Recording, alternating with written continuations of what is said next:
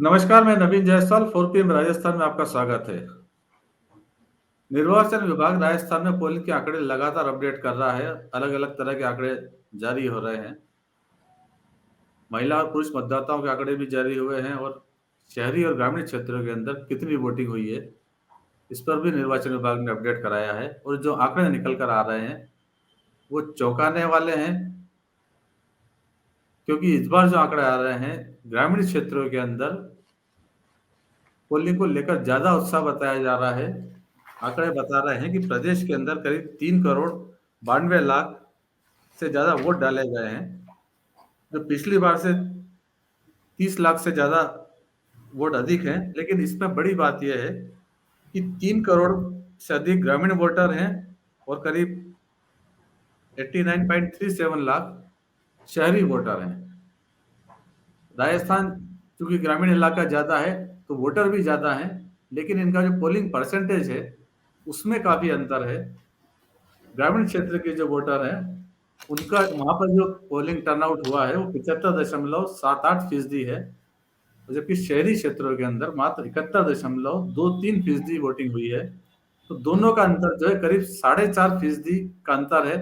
तो 2 महत्वपूर्ण बातें हैं। एक तो ग्रामीण क्षेत्रों के मतदाताओं की संख्या शहरी क्षेत्र के मतदाताओं से 3 गुना से भी ज़्यादा है और उसके बाद उनका पोलिंग परसेंटेज भी बढ़ा है। वो 6.5% ज़्यादा है। तो दोनों मिलाकर जो अब स्थिति बन रही है कि ग्रामीण क्षेत्र के वोटर ही चुनाव का भविष्य तय करेंगे, सरकार का भविष्य तय करेंगे। हालाँकि रिजल्ट 3 दिसंबर को आने हैं, लेकिन अब कयास लगाए जा रहे हैं कि ग्रामीण क्षेत्रों में जो वोटिंग हुई है, उसके क्या मायने हैं? क्योंकि कांग्रेस सरकार ने भी कई योजनाएँ चलाई है, बीजेपी ने अपनी घोषणा पत्र के अंदर ग्रामीणों को लेकर भी बात की थी। इसके अलावा हम बात करेंगे महिला वोटर के ऊपर भी।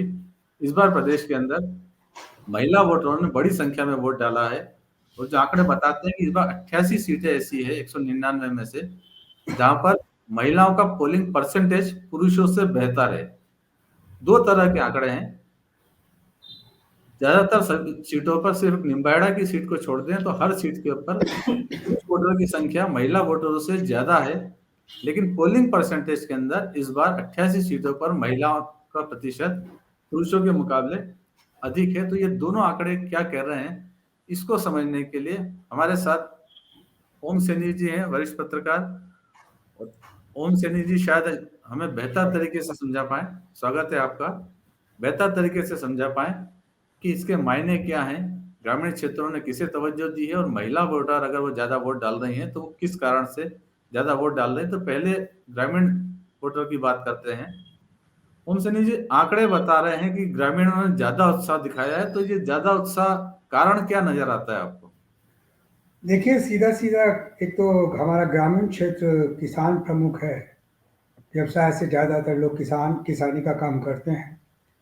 और एमएसपी जैसी बात जो जो एक गारंटी राजस्थान सरकार ने दी है, वो बड़ी लुभावनी लगती है उनको और वो बड़ा अर्थपूर्ण है। दूसरा, जो महिलाओं को जो 10,000 या 12,000 रुपये साल के देने का फैसला किया है, और साथ साथ में जो सिलेंडर 500 रुपये में देने का फैसला किया है, ये जो गारंटी है। और पेंशन वाला सिलसिला, ओल्ड एज पेंशन, जो रिटायर्ड फौजी या ये लोग गांव में जो लोग रह रहे हैं शहरों से आकर के वापस, उन लोगों को जिस तरह की सांत्वना मिली है, जिस तरह का सुख मिला है इसमें, वही एक कारण रहा है कि ज़्यादा से ज़्यादा मतदान हुआ है। हम जितने भी मतदान देख रहे हैं उनमें शहरी लोगों के उत्साह, शहरी लोगों की सेल्फी को लेकर के तो काफ़ी बात की जाती है, लेकिन ग्रामीण मतदाता ने किस लिए मत दिया है, तो पता लगता है कि जो 7 गारंटियाँ मुख्यमंत्री ने जारी की हैं, जो लगातार हमारे यहाँ चर्चा का विषय बनी रही हैं, और जो चिरंजीवी स्वास्थ्य बीमा योजना 50 लाख की जो बनाई है, 25 लाख से बढ़ा करके, वो लोगों के तो गांव में घर बार बिक जाते हैं अपने परिवारजनों का इलाज करवाने में। उनके लिए बहुत बड़ी राहत है और ये कम राहत नहीं है। इसी से मैं समझता हूँ कि हमें मत व्यवहार समझना चाहिए कि ग्रामीण क्षेत्र में जो मत व्यवहार है, वो उस सरकार के प्रति तो हो नहीं सकता, उस जो सरकार 9.5 साल में बोलती रही है और जिसने काफ़ी कोविड के वक्त में भी संकट में डाला, और साथ साथ में ये जो आज तक पेट्रोल डीजल का जो भाव चल रहा है, जिसकी जिसकी समीक्षा का आश्वासन दिया है प्रधानमंत्री ने, लेकिन करने के लिए कुछ भी नहीं कहा कि क्या होगा। और जो सिर्फ ये कहते हैं कि 450 में हम गैस का सिलेंडर देने का प्रयास करेंगे। तो ऐसे प्रयास हो गए, एक तरफ गारंटी, एक तरफ तो आपको गारंटी का सिलसिला है, एक तरफ आपको हक के मुताबिक देने की बात कही जा रही है, दूसरी ओर प्रयासों की बात की जा रही है। तो लोग प्रयासों से उकता गए। अब वो निश्चित रूप से चाहते हैं कि हमें मिले, ऐसे ऐसी ऐसी बात होनी चाहिए। और इसलिए मैं कहता हूँ कि मैं जब डायरेक्टिव प्रिंसिपल्स को देखता हूँ अपने कॉन्स्टिट्यूशन में, और ये मतदान का ये आंकड़ा देखता हूँ, तो मैं कहना चाहता हूँ कि लोग कॉन्स्टिट्यूशन को समझे या न समझे, लेकिन इस भाषा को जरूर समझते हैं कि एक तरफ तो याचना से प्राप्त होने का सिलसिला था, और बड़ी मेहरबानी का बयान दिया जाता था कि सरकार की बड़ी मेहरबानी है। एक तरफ आपको हक दिया जा रहा है कि आपका हक है, आपका जो आपकी जो गाय है उसका जो गोबर है वो भी 2 रुपये किलो में बिकेगा। किसी ने सोचा नहीं था। जिस तरीके से गौशालाओं को जांचा है, गौशालाओं की जिस तरीके से मदद की है राजस्थान सरकार ने, तो ये सारी बातें हैं जो मुझे लगता है कि ग्रामीण महिलाओं को काफ़ी इधर डाइवर्ट करती रही, और जो उस कदर मुखर नहीं है। जैसे शहर में सेल्फियां खींच रहे हैं, लेकिन गांव में सेल्फियों का सिलसिला नहीं बना है। शायद यही कारण है कि बड़ी अति उत्साह में बहुत सारी बातें कह गए, लेकिन भाजपा ने जब ये देखा कि वोटिंग किस तरीके से हुई है, तो उनकी चिंताएं बढ़ रही है, और एक एक सीट का समीक्षा कर रहे हैं। और उनकी सीट की समीक्षा में जो उनकी मदद कर रहे हैं वो वही हैं जिनको आपने काम सौंपा है कि अब जांचिए कितना कितना मतदान हुआ है, कैसे हुआ है। और उसी के आश्रय वो उम्मीद लगाए बैठे हैं। जैसे कि भारतीय जनता पार्टी के प्रादेशिक अध्यक्ष, प्रदेश अध्यक्ष सीपी जोशी बोलते हैं कि हम 135 सीटें हासिल करेंगे, लेकिन आंकड़े कुछ और कह रहे हैं। आंकड़े कह रहे हैं कि प्रतिपक्ष के नेता भी संकट में हैं। आंकड़े कह रहे हैं कि दौसा में भी संकट है, पीलीभंगा में भी संकट है, मालिया नगर में, जयपुर में भी संकट है, चमू में भी संकट है। हर जगह बहुत कम मार्जिन के साथ में भारतीय जनता पार्टी पराजित या विजय हुई थी। वो सारी जगह ऐसी हैं जिनको मैं बता रहा हूँ जहाँ संकट का सिलसिला नजर आता है। और ग्रामीण क्षेत्र तो स्पष्ट रूप से बता रहा है, वो तो स्पष्ट संकेत दे रहा है कि जरा देखिए उसमें क्या हाल है। जी। पिछली बार जो चुनाव हुए थे 2018 के, उसके अंदर बीजेपी और कांग्रेस का टोटल वोट शेयर के अंदर मात्र आधे प्रतिशत से भी कम का अंतर था। करीब 1.25 लाख वोटों का अंतर था। उससे बीजेपी के हाथ से सत्ता चली गई थी। और इस बार जो आंकड़े बता रहे हैं, अगर ग्रामीण क्षेत्र के अंदर करीब 4.5% वोट ज्यादा पड़ रहे हैं, और करीब 75% इलाका जो है वो ग्रामीण क्षेत्र के अंतर्गत आता है। अगर सीटों में कन्वर्ट होता है तो फिर क्या रिजल्ट बनते हैं? इसीलिए मैं कह रहा हूँ, मैं बिगनिंग से कह रहा हूँ कि एक एक लहर है। मुख्यमंत्री भी अपनी अपनी जुबान में बोल रहे हैं कि कांग्रेस के लिए एक लहर है, लेकिन मैं अपनी जुबान में इस तार्किक आंकलन के साथ में बोल रहा हूँ कि ग्रामीण क्षेत्र का जो मतदान बढ़ा है, उसका सीधा लाभ सत्ताधारी दल को प्राप्त होगा। और उस लाभ वो इसलिए होगा कि ये जो 7 गारंटियां हैं वो वहाँ वास्तविक रूप से महसूस की जा रही हैं, और उनको रोजाना की जिंदगी में इस्तेमाल हो रही है।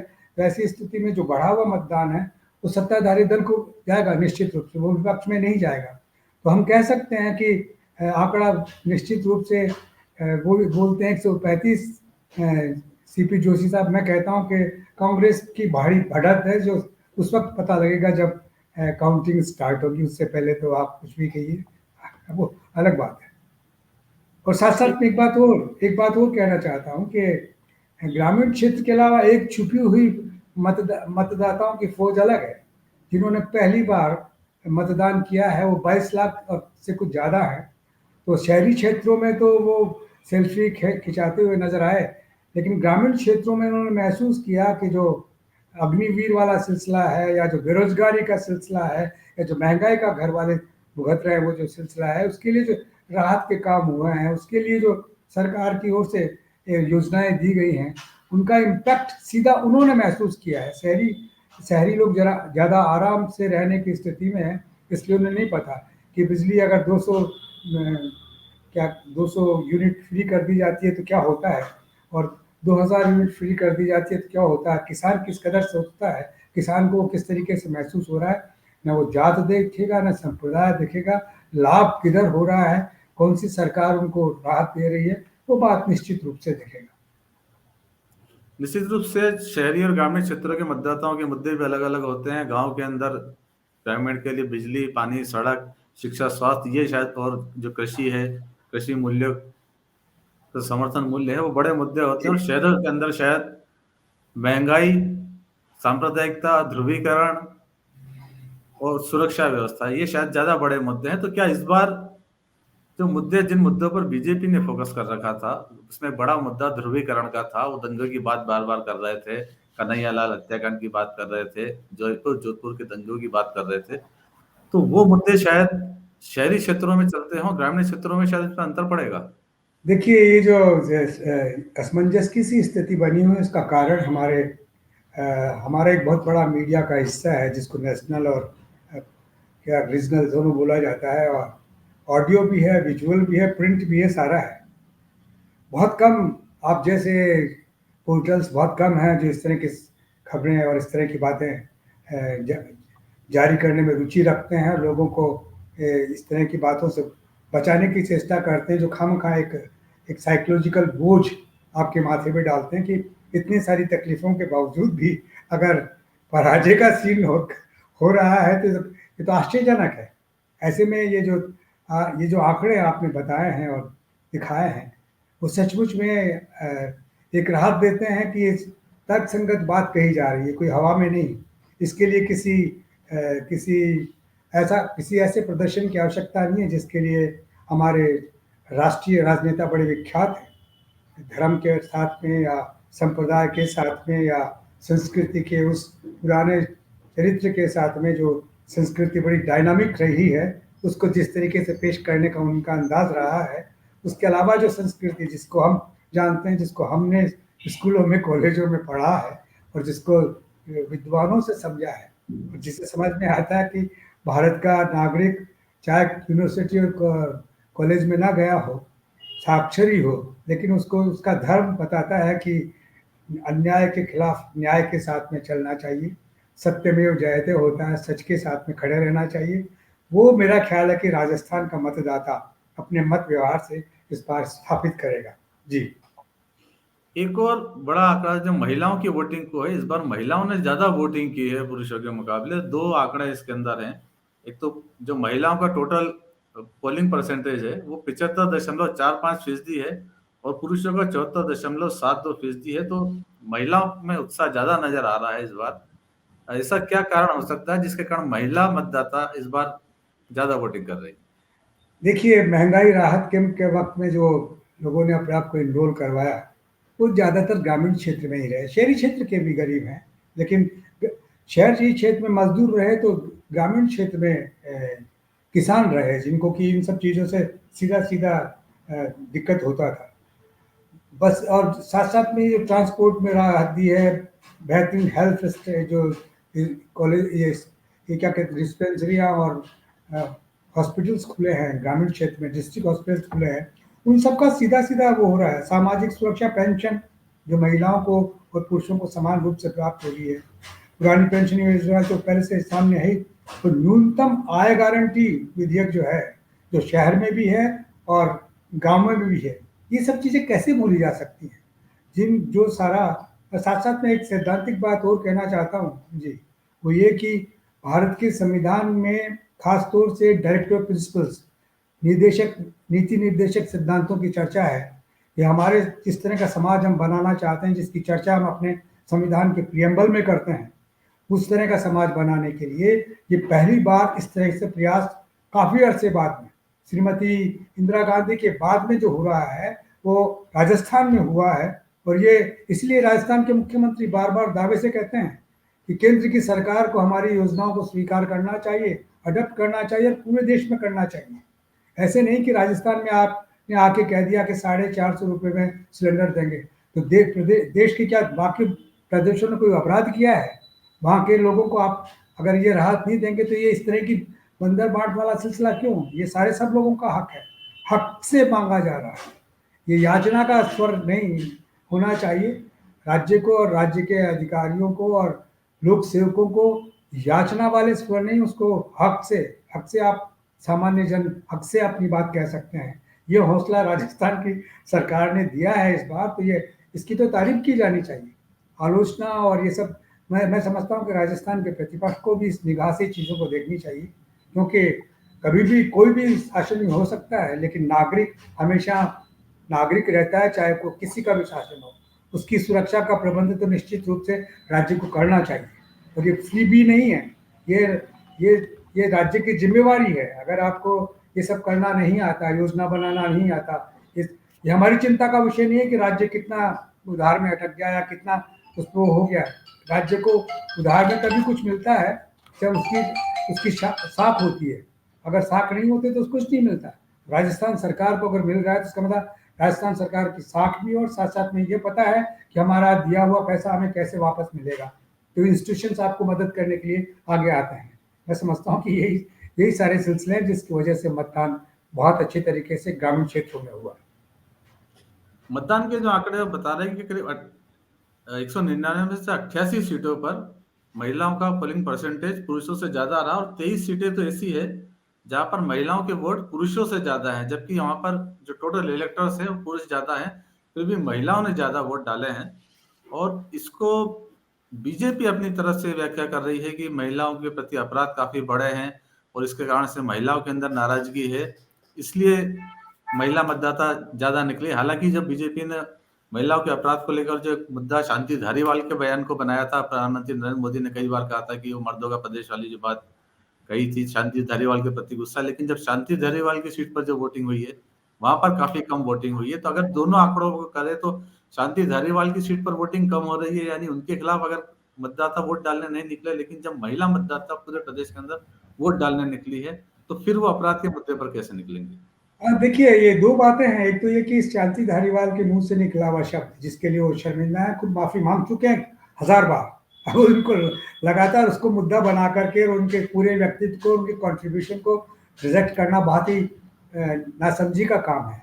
महिलाओं से भी मांगी उन्होंने, प्रदेश के लोगों से भी, कि स्लिप ऑफ टंग हुआ है। कई बार स्लिप ऑफ टंग में बहुत मुक्ता हो जाती है, वो हुई, लेकिन माफी मांगने के बाद में हमारे यहाँ तो कहा था कि क्षमा बढ़न को चाहिए, छोटन को उत्पाद। तो क्षमा बढ़न ना सही, लेकिन क्षमा राजनेता को भी दी जा सकती है, वो हुआ है। और इसीलिए इसमें भी कोई शक नहीं कि समाज में एक बीमारी घर कर रही है।